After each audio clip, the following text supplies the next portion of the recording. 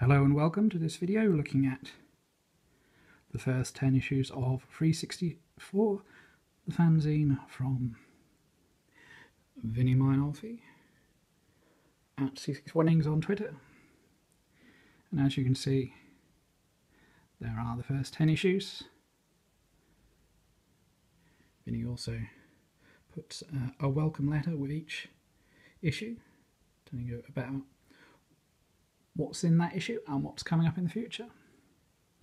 So we'll start at the beginning of issue 1, released last year, August 2016, and I've known Vinny for more than 20 years now, and that dates back to the Commodore Scene fanzine, and Vinny is very much trying to replicate that fanzine feel with FREEZE64. So he's been printing it himself at home, simple layouts which are effective,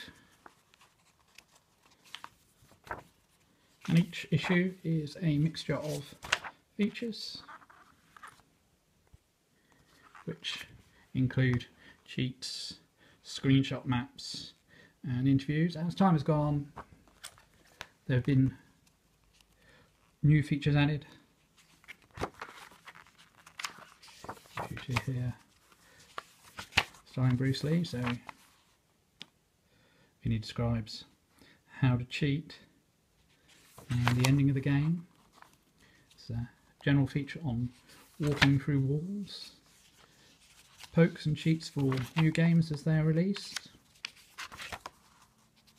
a classic game ending. This is an interview with Trevor Story, Smiler, who has produced some amazing graphics over recent years. And here's some pokes for Trevor's games. How to use the action replay. Secret Scroll, where Vinny dives into the memory of games and see if there's something hidden there. The Hackersoft's pads, this is a regular feature. Vinny writes down cheats as he discovers them, puts them into a pad. Nice.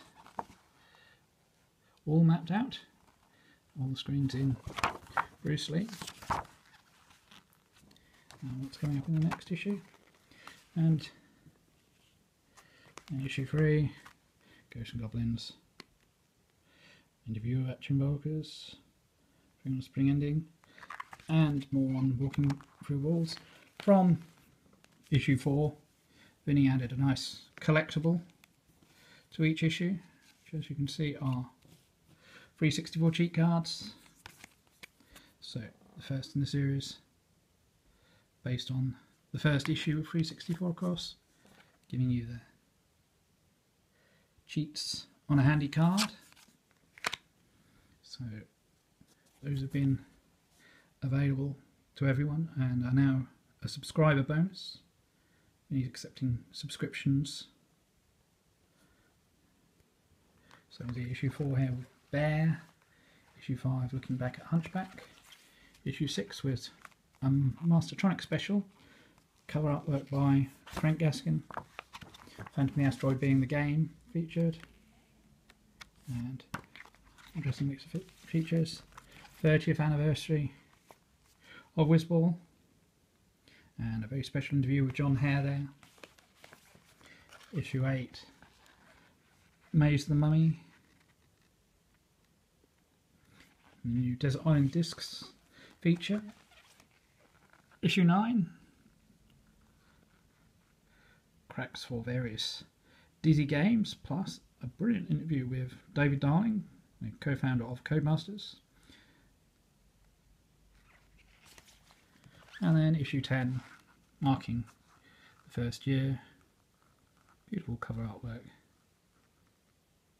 all pixeled, and it's got a behind the scenes feature on how Vinny made the magazine, how he printed it out himself, and feedback. The mouldy cupboard, this is one of my favourite features that's been added to the magazine because I've been discovering some new games to play. So Vinny finds a game in the mouldy old cupboard in his house, brings it out into the light. Snippets of news about games in the making, the ending of Uridium there, because this issue's interview is the first of a two-part interview with none other than Andrew Braybrook, one of my Commodore 64 programming heroes. New exclusive pokes. An interesting Hackersoft guide on viewing sprites thanks to the action replay, and how Vinny then made his very old hack Monty Cruiser, putting the Monty Mole sprites into Cosmic Cruiser, or Secret Squirrel, the Gremlin, Hackersoft pads, Gribbly's Day Out, showing you a slice of all 16 levels. It's an interesting feature in Gribbly's Day Out. The more Griblets you rescue, the further forward you jump in the game. So Gribbly becomes more confident. So if you want to step through one at a time, you just need to rescue 5 or 6 a level. The more you get, the harder the next level you get. But eventually you'll go back and play the other levels in between. It's a fascinating feature. And finally, talking about forthcoming issue 11. Now, issue 11 will be slightly different, as Vinny's having them professionally printed from now on, so subscribers will get a professionally printed copy first, and if there are any left, then regular buyers can pick up the remaining printed copies. So it's a good incentive to subscribe, and don't forget to head to www.c64endings.co.uk for Vinny's fascinating site looking at the endings of games. Visit www.hackersoft.co.uk for Vinny's brilliant crazy hacks, and also lots of his other Commodore 64 productions, including some more hacked games. And follow him on Twitter at C64endings to keep in touch with what's going on. The FREEZE64 website itself is www.freeze64.co.uk, where you can order individual issues or subscribe. So I hope you've enjoyed this look through the first year of FREEZE64, and I hope it continues for many more issues.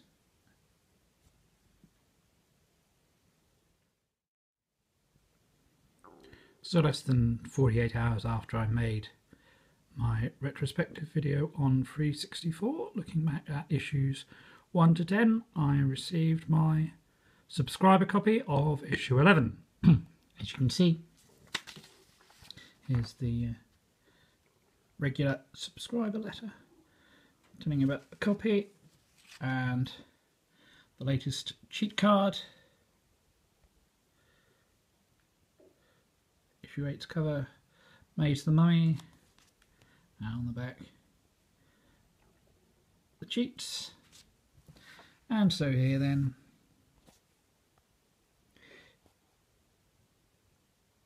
is issue 11, second part of the Andrew Braybrook interview, and our cover feature this month is Gribbly's Day Out. So we open it up. Inside, contents page, warm welcome to issue 11. As you can see, this is the first of the professionally printed issues, very shiny, glossy. Here's Gribbly's Day Out, looking in memory at the sprites and character graphics.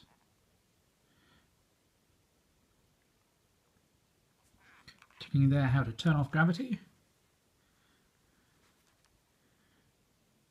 And of course Vinny's earlier crazy hack, available from hackersoft.co.uk. Moldy cupboard feature, Wildfire.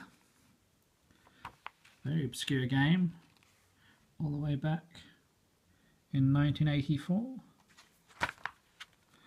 Desert Island Discs this month is Lee Cowley from Game Tester Ocean. A very funny Photoshop picture there of him in a Hawaiian shirt. Games in the making, snippets of news,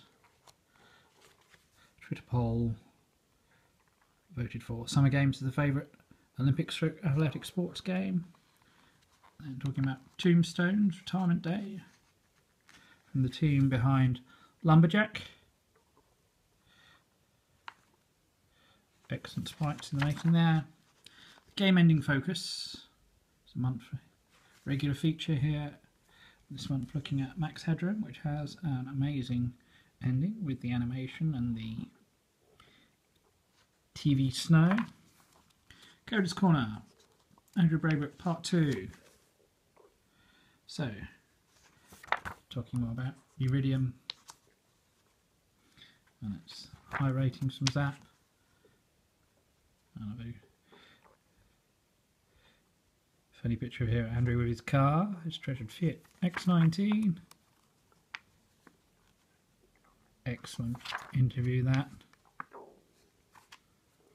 And then new and exclusive pokes and codes. The Sky's Falling, brilliant game. We looked at it in a recent video for Scene World. Roman, spiders and frogs. Nice little Easter egg in frogs there. Type fade away on the menu screen, and you get a different piece of music, and the radio turns into an 808 drum machine.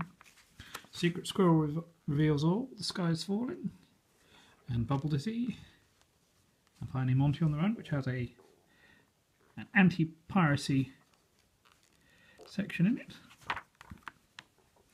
and then an interview, a making of The Sky's Falling with Stuart Collier, the programmer. The regular next level feature, looking at the levels of Bear Bother on the C64, originally created by John Rittman on the Spectrum and converted. And finally, Vinny with a nice piece about CSDB, the Common Scene database.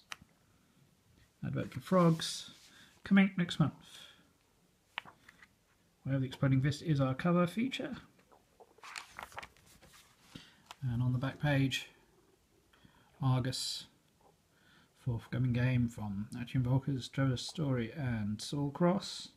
Saul we've interviewed for a recent episode of the Scene World podcast. Sure you'll enjoy listening to that, talking about graphics and music. So that's issue 11 of FREEZE64. I just remembered that I forgot to add, with the new professional printing, Vinny is changing layouts and adding extra features here. You can see there's a little extra code for Iridium hidden in the margin there, which is a nice addition to the layouts. And it really looks great. It still has the fanzine feel, but as I say, glossy printing makes it really good. So remember, subscribers will get the professionally printed copies automatically. There will be a small number left over for buyers. So if you want to subscribe, you need to go to freeze64.co.uk. I hope you enjoyed this appendix addendum to the video, bringing you the latest issue of FREEZE64.